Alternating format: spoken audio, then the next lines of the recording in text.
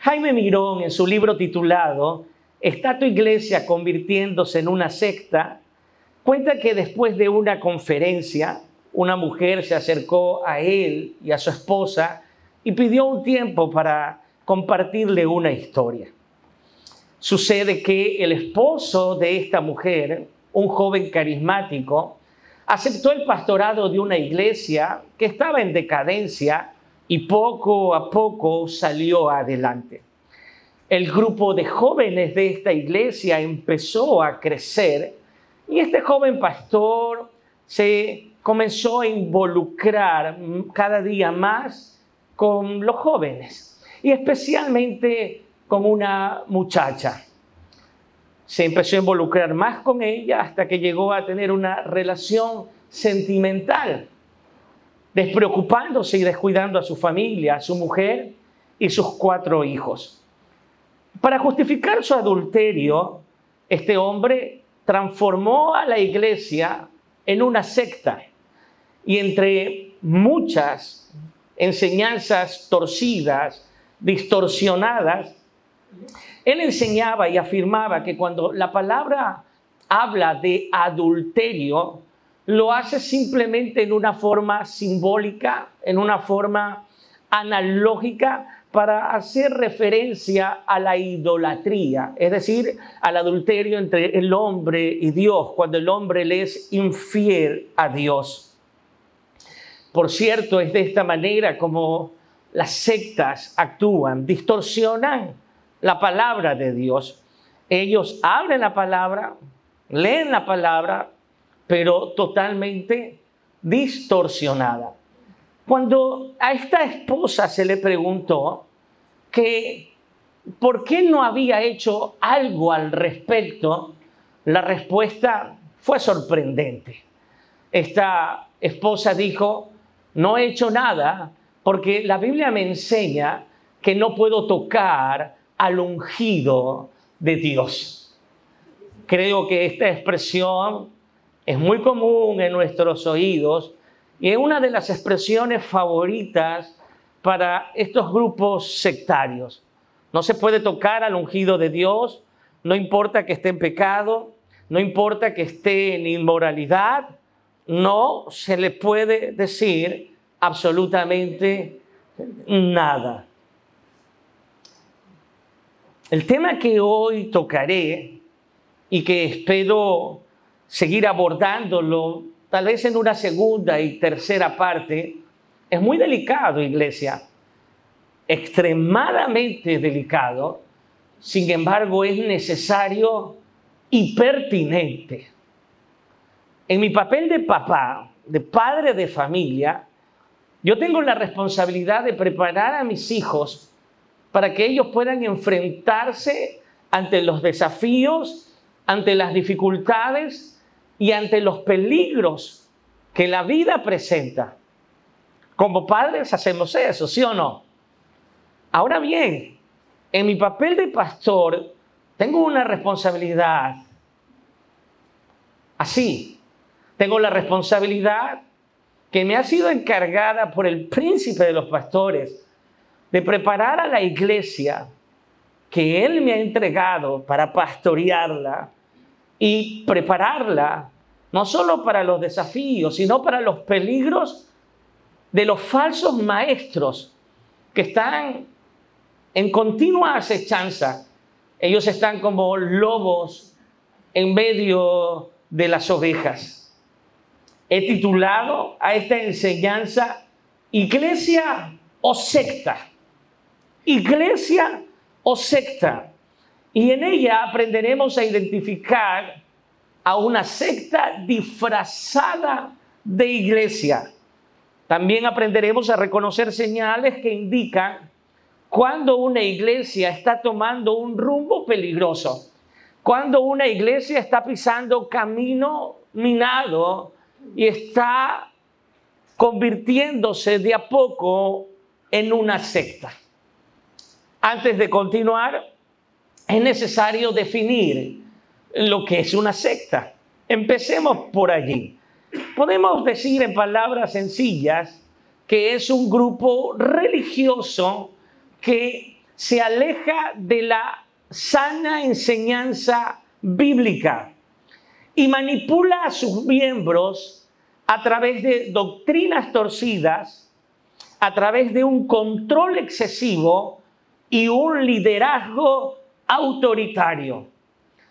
Una secta, a primera vista, parece ser una iglesia cristiana, porque como he dicho, se usa la palabra de Dios, se usa la Biblia, se lee la Biblia, se enseña la Biblia, pero totalmente distorsionada. Una secta parece ser una iglesia verdadera. Sin embargo, aleja a las personas de la verdadera enseñanza de las Escrituras, aleja a las personas del verdadero evangelio y las obliga a seguir reglas creadas por los hombres. A continuación veremos algunas señales de alerta que nos indican que una iglesia puede ser o estar convirtiéndose en una secta. Y la primera señal que quiero ver con ustedes es la manipulación. Apúntelo, por favor, manipulación. Cuando una persona llega a una de estas iglesias, se les dice que es Dios quien les ha guiado hasta allí. El Señor te ha traído, bienvenido. Pero cuando esta misma persona, por cualquier motivo, tiene que salir de ese lugar o decide salir de ese lugar, se le dice que lo está haciendo por una influencia satánica y diabólica. ¡Qué ironía! Si llega, el Señor te ha traído. Si se va, Satanás te está llevando. ¿No le parece que esto es un doble discurso? ¿No le parece que aquí hay una doble moral? Los líderes sectarios, para retener a las personas, usan un sinnúmero de manipulaciones, frases manipuladoras como por ejemplo, si te vas, caerás en maldición. Si te vas de este lugar, vas a estar en una maldición constante. O si te apartas de esta iglesia, si te vas de esta iglesia, perderás la cobertura. El manto apostólico, el manto profético ya no te cubrirá. Dejarás de tener una paternidad espiritual y solo tú serás responsable por lo que te pueda suceder, por lo que te pueda acontecer. Estoy seguro que más de uno de ustedes ha escuchado estas expresiones. Y muchas personas permanecen en estos lugares porque le han manipulado, porque le han infundido temor y miedo. Si alguna persona decide irse de este lugar, lo que veremos inmediatamente es que desde el púlpito, el cual debe ser un lugar para enseñar las Escrituras, desde el púlpito se desacredita aquella persona que se ha ido. Y lógicamente eso se vuelve un círculo vicioso, ¿no? Empieza en el púlpito y luego en toda la comunidad. Pero estoy haciendo referencia al púlpito desde allí, con difamaciones, con chismes, con mentiras, con falsedades, se desacredita a aquella persona. Bien dijo Carlos Spurgeon en su libro Discurso a mis estudiantes, que para muchos falsos ministros, el púlpito para ellos es el castillo de los cobardes. Así le llamó Spurgeon, porque desde allí se habla impúdicamente de las personas y se expone sus debilidades. Cuando esta persona se ha ido de aquel grupo sectario, no solo desde el púlpito se la expone, se la difama, sino es que se da una orden específica y clara. Nadie puede tener una relación con aquella persona. Y si la ven por la calle, no la pueden saludar, porque ya no es nuestro hermano en la fe, ahora es nuestro enemigo. Esto parece más común. Más bien esto es más común de lo que parece. Pero ahora la pregunta que tenemos que hacernos es, ¿qué dice la Escritura al respecto? Como siempre, la respuesta no es subjetiva, la respuesta no es lo que yo creo, lo que usted piensa, lo que un grupo dice. La respuesta es qué dice la palabra de Dios al respecto. Primero, la verdadera cobertura espiritual proviene de Cristo Jesús, iglesia, A ver, según de Tesalonicenses, capítulo 3, verso 3 nos dice, pero fiel es el Señor que os afirmará y guardará del mal. ¿Quién nos guarda del mal? Es el Señor, hermanos. A ver, cuando escuches frases como, si te apartas de esta iglesia, perderás la cobertura espiritual. Si te apartas de esta iglesia, perderás el manto profético y apostólico, te dejará de cubrir. Si te vas de esta iglesia, perderás esa paternidad espiritual. Hermanos, tengamos claro algo. La cobertura no viene de ningún hombre. La cobertura viene de Dios. El hombre no tiene la capacidad de cubrir a otro hombre, hermano querido. El hombre puede orar por cobertura, pero es Dios quien cubre, no el hombre. Esto es una señal totalmente sectaria. Cuando alguien me llama, me dice, pastor, voy a tal lugar, puede cubrirme en oración. Amén. Lo entiendo en el sentido que me lo dice. Y realmente valoro cuando alguien libre y voluntariamente me hace saber lo que está haciendo. Sí, lo valoro. Pero yo no tengo la capacidad de cubrir a aquella persona. Ningún hombre tiene la capacidad. Lo que yo puedo hacer es orar al Dios bendito y pedirle cobertura para aquella persona. Amén, iglesia. Lo segundo que debemos entender es que nadie puede maldecir a los hijos de Dios. Es que si te vas, estás maldito, caerás en maldición. Y muchas veces se profieren maldiciones para las personas que se van de ese grupo, de esa secta disfrazada de iglesia. Mire las palabras del profeta Balaam. A él le pagaron para maldecir al pueblo de Dios. Números capítulo 23, verso 8. Pero ¿cómo podré echar maldiciones sobre quien Dios no ha maldecido? ¿Cómo podré desearle el mal a quien el Señor no se lo desea? A este hombre, a Balaam, le pagaron para maldecir al pueblo de Dios, pero no lo pudo hacer por la sencilla razón de que nadie puede maldecir al pueblo de Dios, amados hermanos. Y cuando un líder espiritual diga que si te vas de mi cobertura estás maldito, si te vas de esta iglesia estás en maldición, pepinos, hermano. Nadie tiene la capacidad de maldecir al pueblo y a los hijos de Dios. Tenemos una cobertura espiritual infranqueable. Nadie puede maldecir lo que Dios ha bendecido, y somos benditos en Cristo Jesús. Algo más que tenemos que entender en este punto es que el púlpito está para enseñar las Escrituras, para nada más. El púlpito no se usa para hacer proselitismo político, hermano.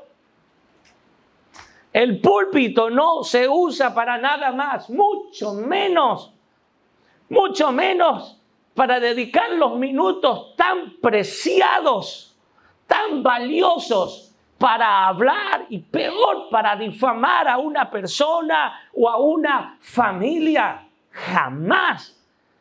Cuando un líder espiritual hace esto, simplemente es porque no ha hecho su trabajo de preparar alimento para la iglesia y lo que quiere es consumir los minutos que tiene hablando cualquier tontería y cualquier estupidez.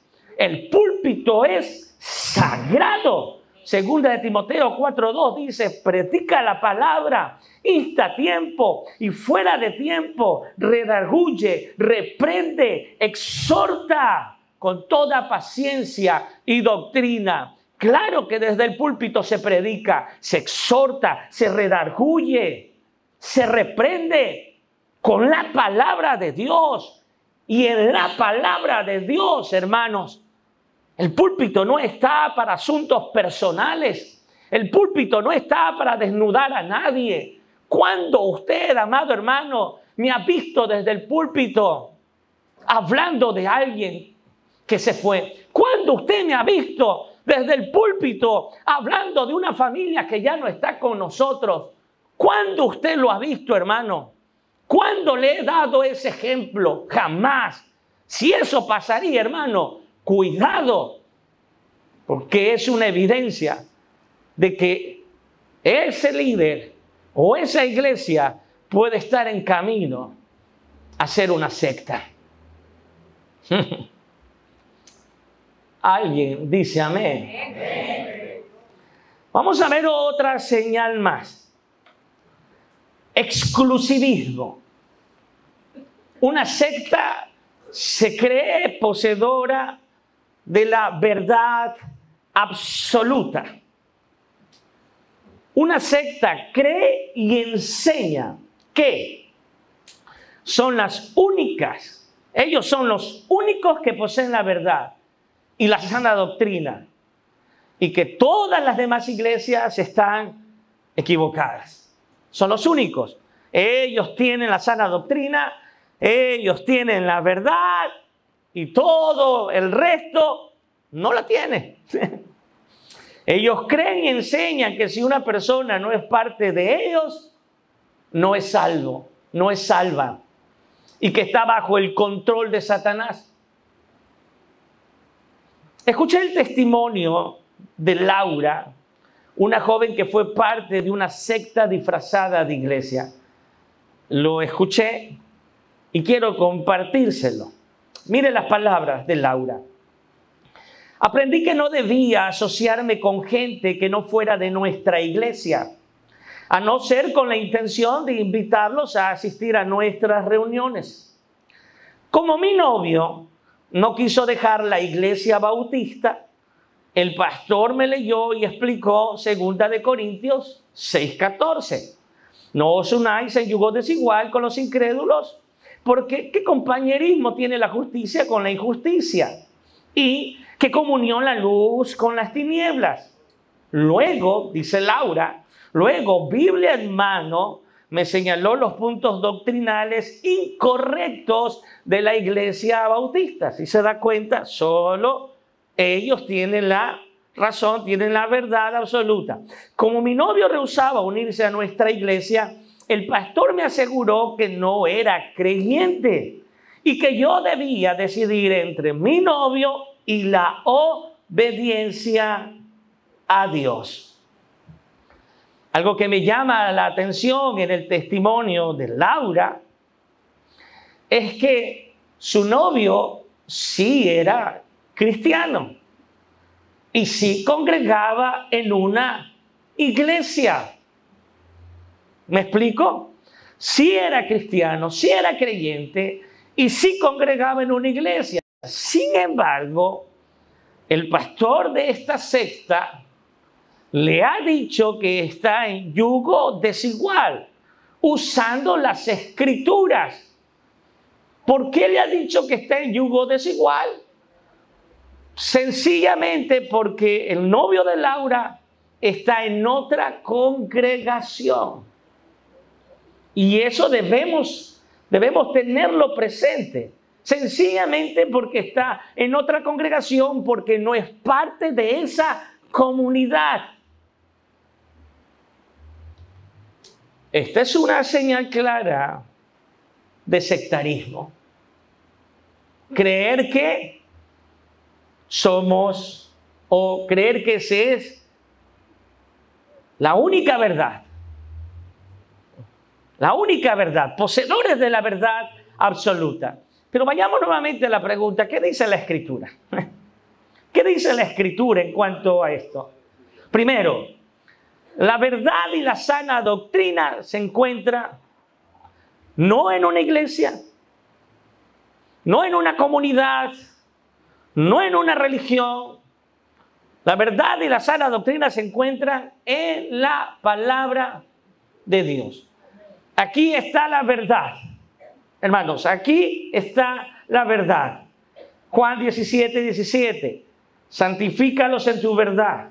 Tu palabra es verdad. Si una iglesia abraza las Escrituras, entonces abrazará la verdad. Si una religión, cual sea, abraza las Escrituras, entonces estará abrazando la verdad y estará en la verdad. Sin embargo, no son la verdad. ¿Me explico, iglesia? Ningún grupo, ninguna religión es la verdad. La verdad está en las Escrituras. Esta es la verdad, sencillamente porque aquí está revelada la verdad, que es Jesucristo, quien dijo: yo soy el camino, la verdad y la vida. Es lo que debemos entender. ¿Qué más debemos saber? La salvación no radica en una religión o grupo religioso. No, es que solo los que vienen a este lugar serán salvos. El resto, todos están destinados al infierno. No. La salvación radica en una persona. Y esta persona es Jesús el Cristo. Hechos capítulo 4, verso 12. Y en ningún otro hay salvación, porque no hay otro nombre bajo el cielo dado a los hombres en que podamos ser salvos. La salvación no se encuentra en una denominación. La salvación no se encuentra en una iglesia o grupo religioso, sino únicamente en la persona de Jesucristo. Pastor, ¿la salvación solamente está en la iglesia evangélica? No, hermano, la salvación no radica en una religión. La salvación radica en una persona. Y esta persona es Jesús, el autor y consumador de la fe y de nuestra salvación. Lo tenemos claro.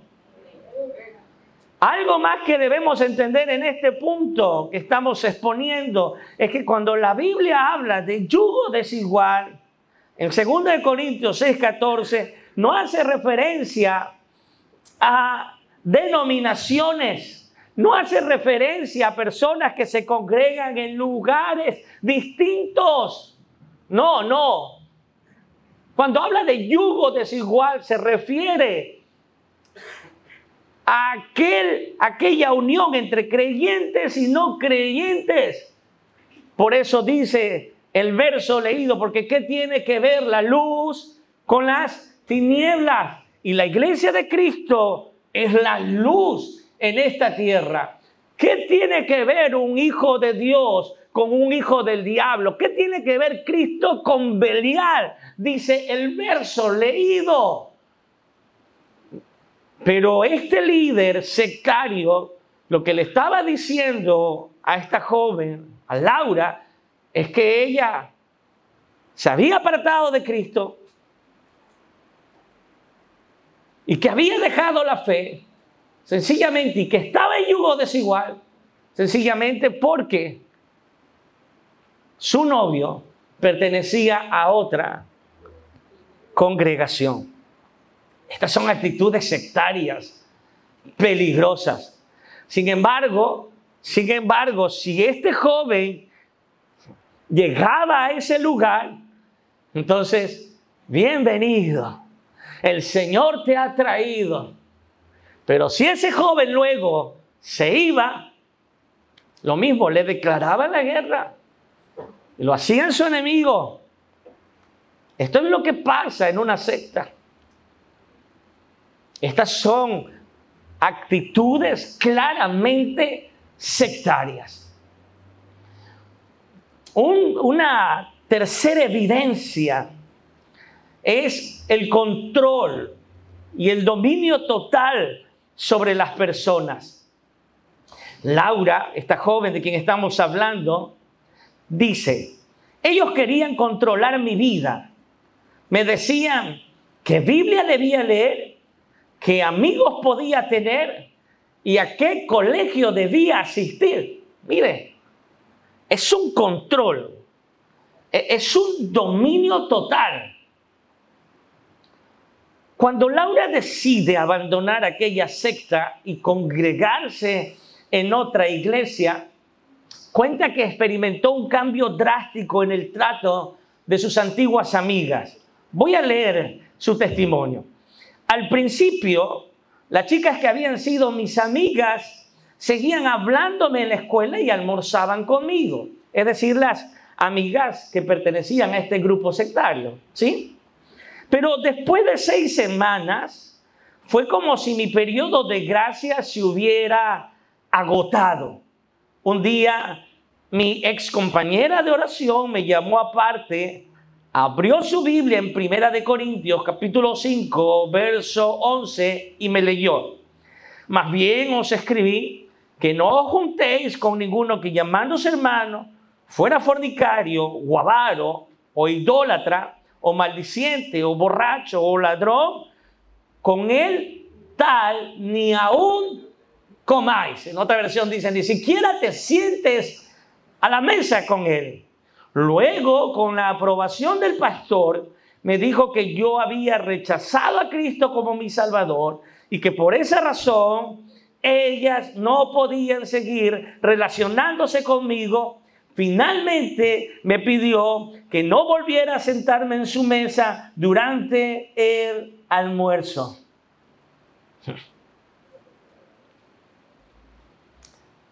¿Le parece esto extraño?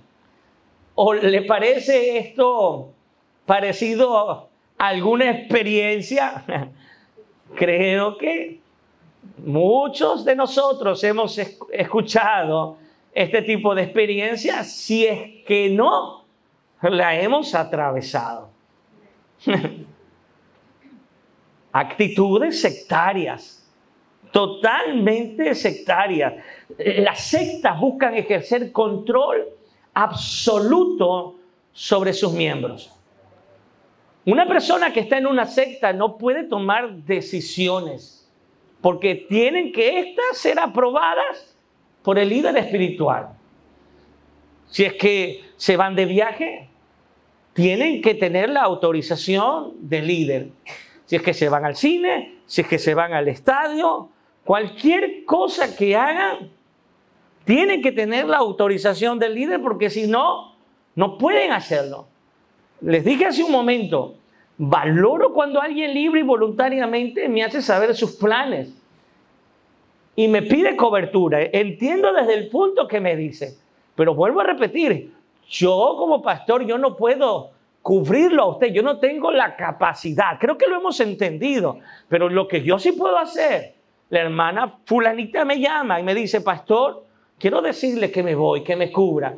Gracias, hermana querida, por hacérmelo saber. Me siento privilegiado, me siento honrado, porque usted, como mi ovejita, me está haciendo saber libre y voluntariamente lo que va a hacer.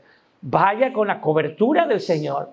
Yo sería un pretencioso y sería un sectario al decir, vaya con mi cobertura. No, vaya con la cobertura del Señor. Sí, vaya con mi bendición en cierto sentido. Voy a orar al Señor porque le guarde, porque le cubra. Disfruta, hermana querida, y pronto nos volveremos a ver. Una secta, vuelvo a decir, quiere tener control absoluto. Incluso las personas que están en una secta tienen que demostrar sus ingresos mensuales. Lo tienen que demostrar con rol de pagos, con planillas de pago, porque es una exigencia. Es un requisito para ser parte de la congregación. Y sé que estoy hilando muy fino en este momento. Sé que estoy hilando muy fino ahora, pero necesito ser fiel a las Escrituras. Y si la persona que está en ese lugar no entrega el 10% de su rol de pago, se mete en un grave problema. Se mete en un grave problema porque le está robando a Dios. Y téngalo por seguro que irán representantes de ese lugar a la casa de esta persona, irán representantes de ese lugar al lugar de trabajo de esa persona a cobrar los diezmos. Es un control y un dominio total. Control y dominio total sobre las personas. Volvemos a hacernos la misma pregunta. ¿Qué dice las Escrituras al respecto? Pero antes de entrar a esto, hermano, nosotros hemos aprendido por la palabra que todo lo que le damos al Señor es por un corazón generoso y agradecido. La Biblia nos enseña que no debemos dar por exigencia. No. La Biblia, y lo hemos estudiado este tema a la luz de las Escrituras. Yo les he enseñado abiertamente que el cristiano no vive, como cristianos no vivimos bajo la ley de Moisés. Y que no estamos obligados a diezmar. Porque si vamos a tener como ley esa parte del Antiguo Testamento, entonces, les he dicho, todos los varones hagamos una fila para circuncidarnos. Y las mujeres que estén en menstruación hoy día, prepárense para apedrearlas. No podemos tomar una parte de la ley y desechar otra parte de la ley. Hemos enseñado que no vivimos bajo la ley, vivimos bajo la gracia, bajo el amor de Dios. Y que si una persona libre y voluntariamente, su conciencia, en su decisión, decide diezmar, amén, lo puede hacer. No está prohibido. Hemos enseñado que el diezmo bien puede ser una base para nuestras ofrendas, porque al no vivir bajo la ley, no estamos obligados a dar el 10%. Podemos dar mucho más abundantemente. Hemos sido fieles a las Escrituras, hermanos. Pero, a ver, no podemos exigir a nadie. Yo no le puedo exigir a usted, usted tiene que ofrendar tanto. Yo no le puedo decir a usted, a ver, entrégueme su rol de pago, usted tiene que dar esta cantidad sobre lo que usted está ganando, porque la Biblia nos enseña que no podemos dar por exigencia. Y si se hace lo contrario, estamos yendo en contra de la palabra de Dios. Y simplemente aterrizamos en el hecho de que aquella iglesia probablemente está tomando el camino a convertirse en una secta. ¿Qué dice la Escritura al respecto? Por un lado, la Biblia nos enseña que los cristianos deben sujetarse y obedecer a sus pastores. Hebreos 13:17. Obedeced a vuestros pastores, sujetaos a ellos, porque ellos velan por vuestras almas como quienes han de dar cuenta para que lo hagan con alegría y no quejándose, porque esto no os es provechoso. ¿Qué dice la Escritura?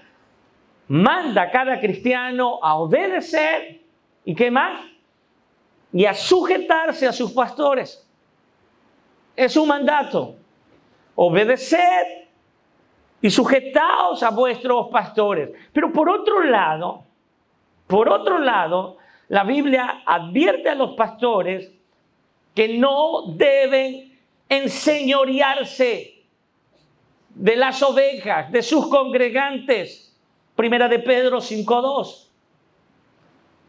Apacentad la grey de Dios que está entre vosotros, cuidando de ella, no por fuerza, sino voluntariamente, no por ganancia deshonesta, sino con ánimo pronto. Verso 3. No como teniendo señorío, subráyelo, no como teniendo señorío sobre los que están a vuestro cuidado, sino siendo ejemplos de la grey. Mire lo que dice: los pastores no deben tener señorío.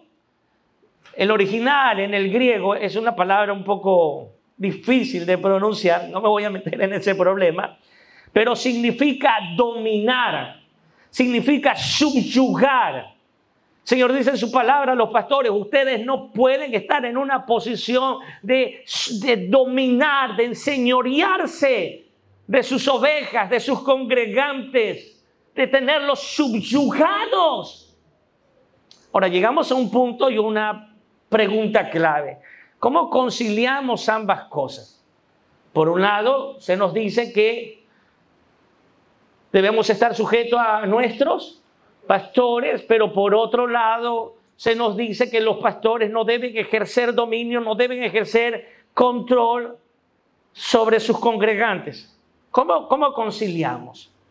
¿Cómo conciliamos esto? La clave aquí está en entender hasta dónde llega la autoridad de un pastor. Esa es la clave. Y pido toda vuestra atención. Vuelvo a repetir, estos dos mandatos los conciliamos entendiendo hasta dónde llega la jurisdicción, la responsabilidad, la autoridad de un pastor. Vamos a ver sobre qué espacios tiene autoridad. Vamos a ver la jurisdicción del pastor. El pastor tiene autoridad, primero, para enseñar la palabra. Segunda de Timoteo 4:2. Solo apúntenlo, no vamos a leer estos versos, se los doy como respaldo. El pastor tiene autoridad para enseñar la palabra. Es lo que hacemos cada vez que estamos en el púlpito, es lo que hacemos cada vez que estamos congregados como iglesia. Segundo, el pastor tiene autoridad para aconsejar a los creyentes en base a las Escrituras. Segunda de Timoteo 3, 16 y 17. Aconsejar. Y aquí me estaciono un momento. Aconsejar. No para decir qué es lo que tienen que hacer. Un líder espiritual, un pastor, no se puede meter en esa área. El pastor no le puede decir a la gente qué es lo que tiene que hacer, qué es lo que no tiene que hacer, qué decisión tiene que tomar, qué decisión no tiene que tomar. El pastor no puede hacer eso. El pastor simplemente aconseja por medio de la enseñanza de la palabra de Dios. Un hombre me dijo cierto día: pastor, he fracasado en la vida a causa de quien fue mi pastor en el pasado. Me causó mucha curiosidad lo que me dijo este hombre y le dije: ¿por qué me dices eso? Y él me contestó: A mí se me presentó una oportunidad de trabajar en el exterior. Una muy buena oportunidad. Pero mi pastor me dijo, no te vayas, quédate aquí. Y le obedecí. Y por eso yo digo que Él es el causante de lo que estoy viviendo el día de hoy. Hermanos, el pastor aconseja con la palabra de Dios. Mira, hermano, esto dice la palabra de Dios. Si tú tomas esta decisión, la palabra de Dios dice que esto va a suceder. Si tú tomas esta otra decisión, la palabra de Dios dice que esto va a suceder. Yo no te puedo decir qué hacer. Te puedo aconsejar que tomes esta decisión. Es un consejo. Pero al final, iglesia, ¿quién toma las decisiones? Cada uno. El pastor no puede ejercer dominio, control, señorío en ese aspecto de la vida. El pastor enseña la palabra, el pastor aconseja. ¿Qué más? El pastor exhorta en amor cuando hay pecado. Está llamado, tiene que hacerlo. Es parte de su jurisdicción, de su jurisprudencia. El pastor cuida y vela. Bueno, en el punto anterior, exhorta en amor cuando hay pecado, Gálatas 6:1. El pastor cuida y vela por la madurez espiritual de la iglesia, Efesios 4:11 y 12. Y el pastor ejerce disciplina eclesiástica cuando lo es necesario, Mateo capítulo 18, verso 15 al 17. Sí, ejerce disciplina eclesiástica en la iglesia, con lo que tiene que ver en la iglesia. Esa es su jurisdicción. Sin embargo, el pastor no tiene autoridad para controlar las decisiones personales. Por ejemplo, ¿con quién te casas? ¿Qué carrera estudias? ¿Dónde vivir? ¿Qué amistades tener? Yo no le puedo estar diciendo a la persona, con ese no te cases, con este cásate. No, hermano, yo no puedo. ¿Puedo qué? Aconsejarlo por medio de la palabra de Dios. Es lo que puedo hacer. Pero yo no me puedo meter en la vida de alguien y decirle, oye, no te cases. No te cases. No, yo no lo puedo. Yo no puedo invadir esa zona. Yo no puedo pasar la línea de lo que me corresponde, de mi jurisdicción. No. Yo no lo puedo. Yo no puedo decir a una persona, oye, vende tu casa y vente a vivir cerca de la iglesia. Hazlo. Yo no lo puedo hacer. Yo no me puedo meter en aquello. Decisiones personales. Yo no puedo ir a uno de sus negocios y decirle, a ver, aquí estoy como tu pastor, ¿sabes qué? Tienes que, sírveme a mí y a mi familia. Si es que tienes un negocio de comida. Yo no me puedo meter en eso. Yo no me puedo meter en eso. Jorgito tiene un negocio de comida y más de una ocasión me ha invitado a comer. Pero en otras ocasiones yo he ido. ¿Y qué he tenido que hacer? Yo he cancelado. Y Jorgito me ha dicho, no, pastor, tranquilo. Digo, no. ¿Qué te pasa? Yo vine a consumir y yo tengo que pagar. Yo no puedo pasar la línea de mi jurisdicción y tomarme atribuciones que no son mías. ¿No? Y muchas veces no me ha querido cobrar, pero yo le dejo el dinero ahí. Si tú no me cobras, yo no vuelvo a venir. Y aquí está Jorgito, ¿estoy hablando verdad o no? Mi hija se sorprendió porque un día estábamos comiendo en un lugar, era pequeña todavía, y yo el pastor, que al parecer luego inferimos era el pastor del dueño de ese negocio. Entonces el pastor se sentó, comió, y yo le dije, pastor, yo cancelo, no se preocupe. Y el pastor dijo, no, pastor, tranquilo, aquí el siervo es mi hijo espiritual Y yo las veces que vengo, él sabe. Él sabe bien, él tiene que bendecir a su pastor. Cuando salimos de ahí, mi hija me mira y me dice, oye, papi, ¿y tú por qué no haces lo mismo? Mi amor, porque no podemos ser gravosos con nadie. Con nadie. A ver, si alguien me invita, yo voy. Es una cosa.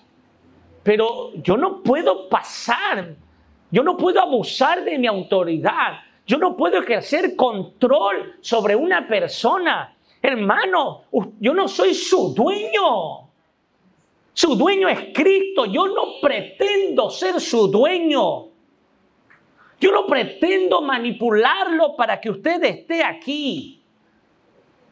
Las puertas de esta iglesia están abiertas y es la mayor muestra de amor de un pastor. Las puertas están abiertas para que quiera entrar. Entre, para que quiera salir, se va. El que viene sea bienvenido y el que se va a otro lugar, Dios te bendiga. Jamás usted escuchará en este púlpito hablar de ninguna persona que se ha ido de este lugar. Porque no podemos querer tener control, dominio, señorío de las personas en ningún ámbito. No somos dueños de nadie. No soy su dueño. Lo único que hago como pastor y lo que cada pastor debe hacer es la función de Juan el Bautista. Preparar el camino para la venida, para el retorno de Cristo. Nada más. El pastor no tiene autoridad para controlar decisiones personales. Usted es libre. Usted no es esclavo de una iglesia. Usted no es esclavo de un pastor.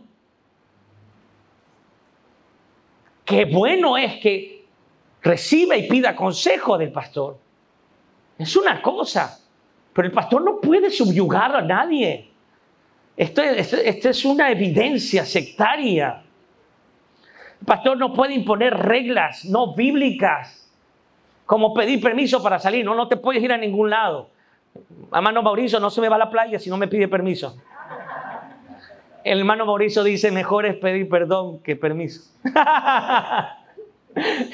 No, hermano. El pastor no puede meterse en aquello.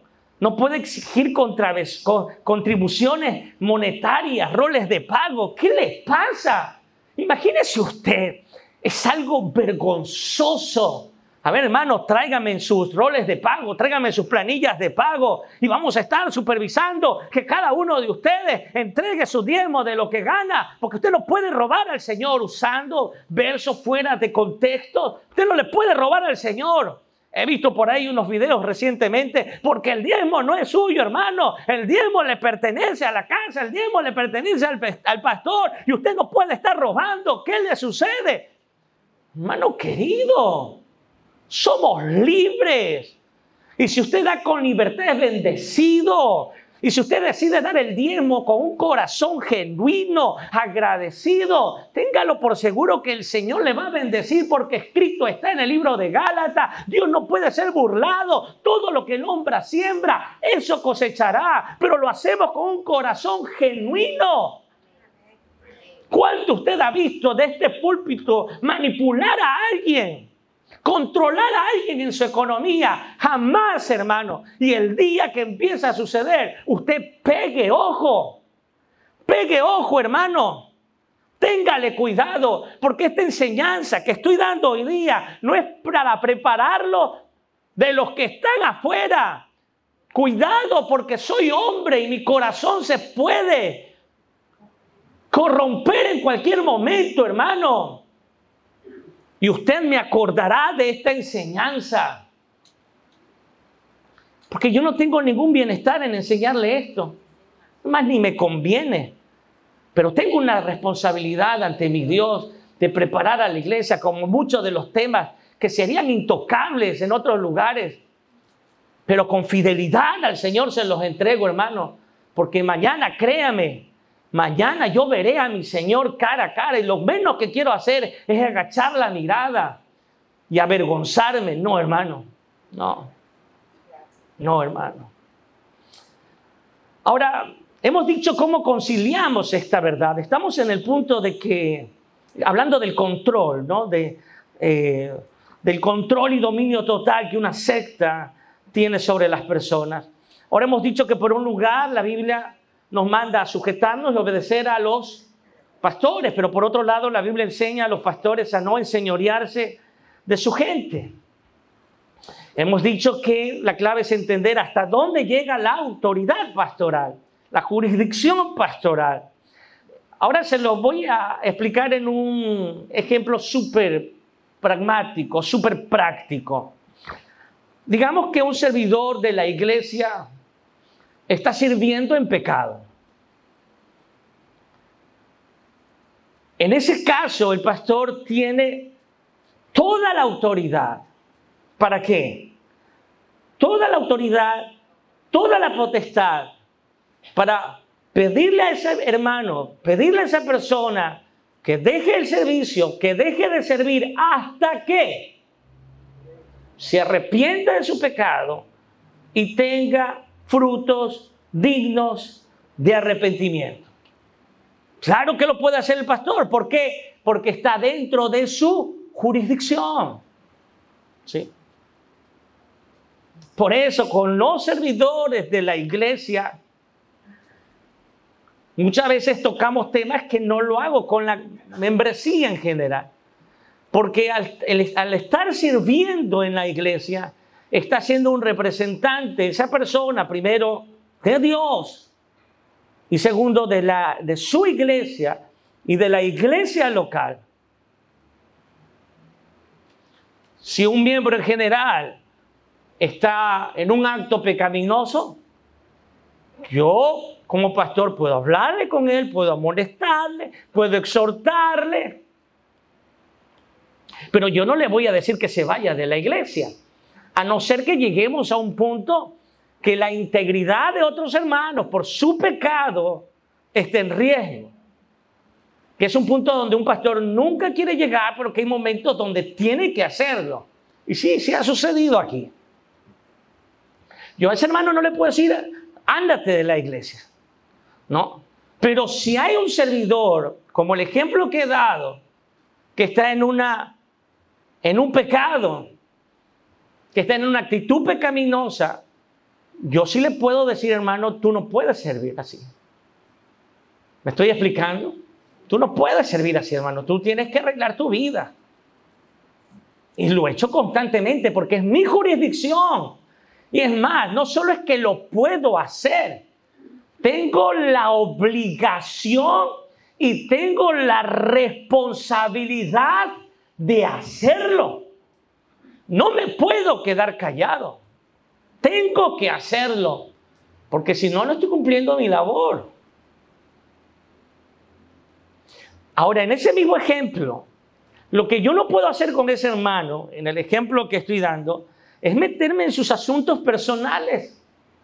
Yo no puedo decirle a ese hermano que le he dicho, hermano, tú no puedes seguir sirviendo hasta que dejes tu pecado y te pongas a cuentas con el Señor y de frutos dignos de arrepentimiento. Sí, es mi jurisdicción, pero yo no le puedo decir a ese hermano cómo criar a sus hijos. No es que tú tienes que criar a tus hijos así. No, eso no me compete a mí. Yo no me puedo meter en su vida matrimonial. Yo no me puedo meter en su vida íntima. Yo no me puedo meter en otros aspectos porque no tengo nada que hacer en aquello. Amén, hermanos. Si un pastor traspasa estos límites, es una señal de que esa congregación no está actuando conforme al modelo bíblico.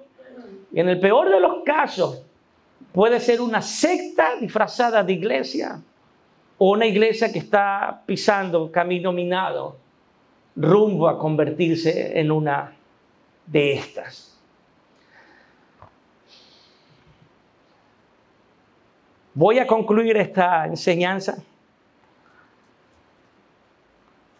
Espero poder seguir en una segunda parte porque me parece que es muy necesario para nosotros como iglesia. Pero no quiero finalizar sin decirles esta verdad, amados hermanos. La única manera de reconocer al falso es conociendo al verdadero. Cuando uno conoce al verdadero, reconoce al falso. Se dice que los que trabajan en las ventanillas de los bancos, no sé si hay alguien aquí, que a ellos se les enseña a reconocer el billete verdadero, no el falso, el verdadero. Y sabiendo cuál es el verdadero, ellos inmediatamente pueden saber cuando le pasan uno que no es.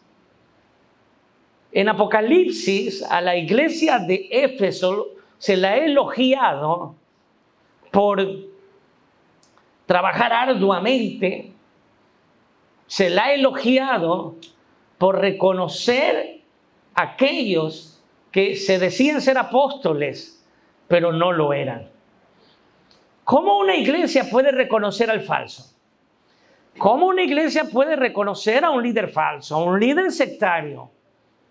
¿Cómo lo puede reconocer? ¿Cómo puede reconocer a una iglesia, o mejor dicho, una secta disfrazada de iglesia? Conociendo la verdad. Y esta es la verdad, hermano. Si no conocemos la verdad, nos vamos a dejar pasar, como dicen, gato por liebre. O liebre por gato. Bueno, no sé. Si no conocemos la verdad, estaremos a expensas de los falsos ministros que andan y se encuentran en cada esquina. Hermanos, por eso continuamente les esfuerzo a ser obreros aprobados, que no tienen de qué avergonzarse, que usan bien la palabra de verdad. Esta es la verdad, porque en ella está el mensaje del Mesías, y fuera de ella no hay verdad. Hermanos, nuestra mirada en Cristo Jesús. Hermanos, que nunca el error de un hombre sea un motivo para dejar de congregar y de buscar al Señor. Jamás. ¿Hay momentos donde hay que cambiar de iglesia? Sí. Espero enseñárselo en las próximas semanas. Pero aun cuando haya que tomar esa decisión, nunca deje de congregarse. Y peor, nunca deje de buscar de Dios. El error de un hombre, de un líder espiritual, no tiene que ser un motivo para que usted tome la peor decisión de su vida, que es alejarse del Señor, dejar de congregarse en una iglesia, sembrarse allí y dar frutos. Porque quiero decirle que como cristianos estamos llamados a dar frutos. Pero un árbol no puede dar frutos si no tiene raíces. Y un árbol no puede dar raíces si no está sembrado. Tenemos que estar sembrados en una iglesia local. Y tenemos que estar sirviendo en esa iglesia local. Hoy en día hay muchos ministros sueltos, andan ministrando, andan predicando en otras iglesias, andan cantando en otras iglesias, andan haciendo todo en otras iglesias, pero no en su iglesia. Y ni siquiera se congregan.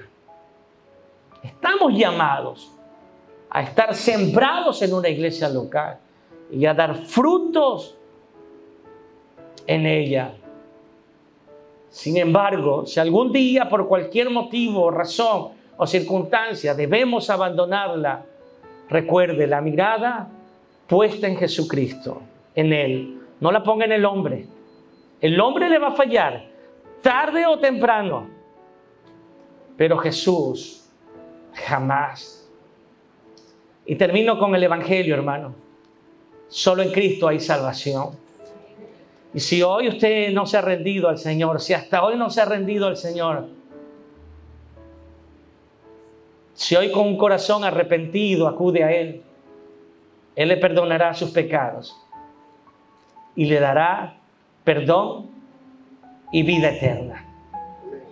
Nadie más. Nada más.